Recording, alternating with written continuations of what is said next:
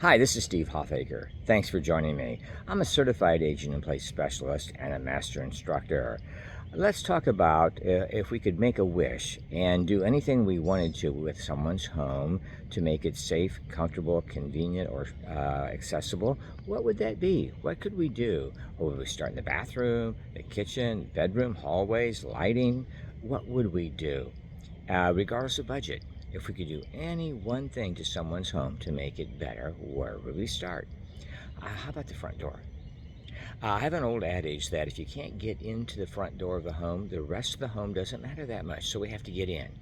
We have to get in for the people who live there and their guests and visitors who come. So we need the entrance to the home to be wide, smooth, not any kind of barrier at all, and that's our challenge. Doesn't have to be expensive, but we need to think through this and approach it that way. So I would start with the entrance. If I had only one thing to do, I would make the entrance to the home better, safer, easier to access. Then we can go from there and deal with a number of other issues, but let's get them in the front door first. This is Steve Hoffacker. Thanks for joining me.